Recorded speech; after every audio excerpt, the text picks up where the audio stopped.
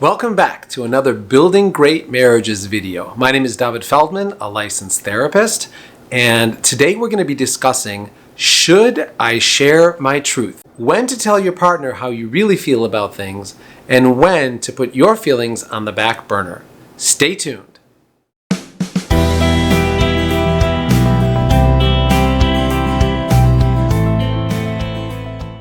So our relationship exists on multiple levels.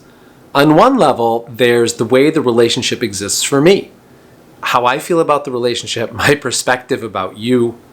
And on another level, the relationship exists for you, how you feel about me and how you feel about how the relationship is going in general.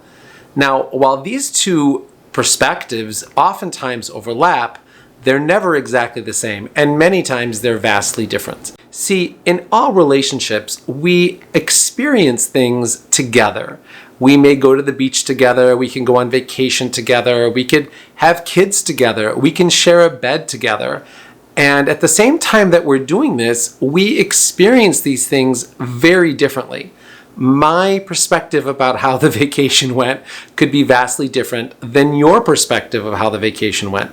Your feelings towards our intimate life may be very different than my feelings towards our intimate life. The question is, whose perspective do I use to define the relationship? Is my truth what determines how the relationship is going? So if I'm happy and I'm pleased and I don't see any problems, is that the reality of the relationship? Or maybe your truth is what's really going on. Maybe your partner's upset at you. Maybe your partner's angry. Maybe your partner's bitter and disappointed in the way you're behaving.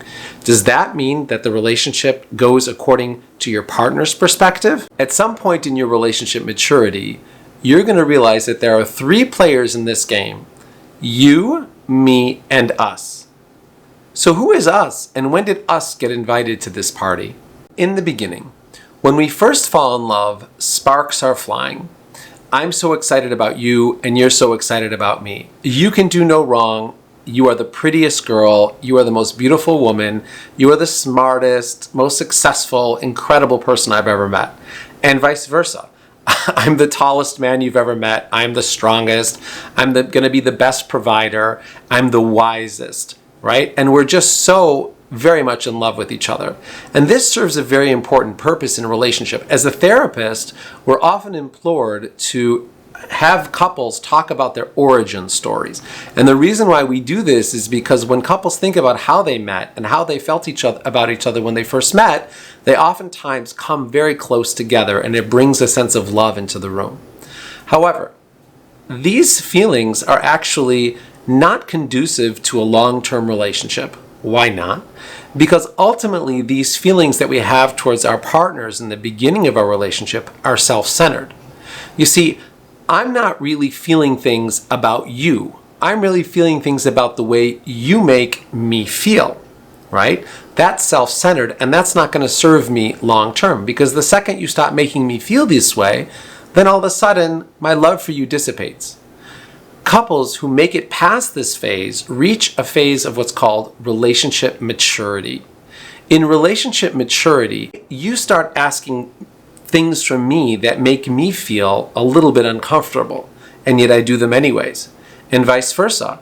I ask you to go out of your comfort zone a little bit, and you do as well. And we start doing things not because of the way you make me feel, but rather we start doing things because I want you to feel good. I want you to feel loved, right? And when this happens, what we're doing is we're sacrificing our own personal feelings for the sake of us. And this is when us really takes on a life of its own. Us is the culmination of my feelings, my effort, my time, my sacrifice for the relationship. And the relationship is bigger than just me and just you. At this point, my feelings about how the relationship is going take a back seat to us. Before I speak, I must ask myself, is what I'm about to say beneficial to us? Is it going to build us up or tear us down? Is my constructive criticism, if there is such a thing, beneficial to us coming together, or will it separate you and I? I once watched a great documentary on some cliff scalers who as a group were going up the side of a mountain. They all worked together in unison and they had practiced for months in advance, and today was their big day.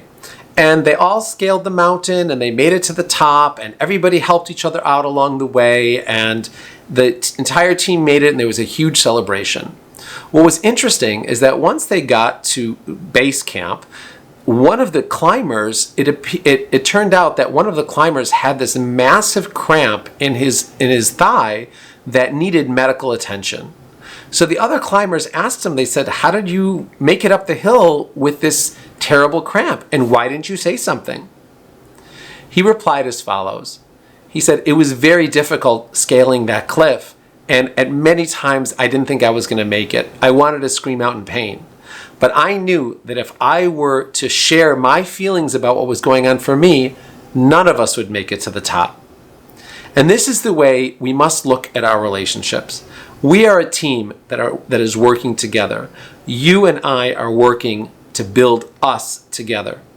And this means that oftentimes we have to sacrifice expressing ourselves, letting it rip, saying how you really feel for the sake of us. Now, where does that leave your truth? Your truth is very important. It's important to share your truth. Choose a trusted friend, a therapist, maybe some clergy.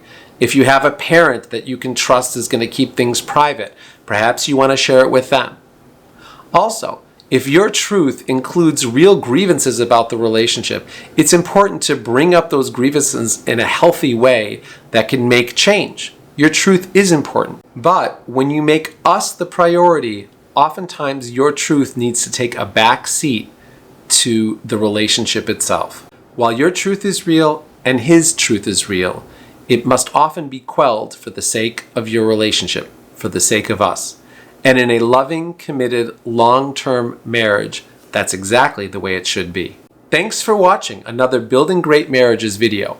If you like this content, please don't forget to like and subscribe, share the video with any friends or family, and we'll see you in the next one. God bless.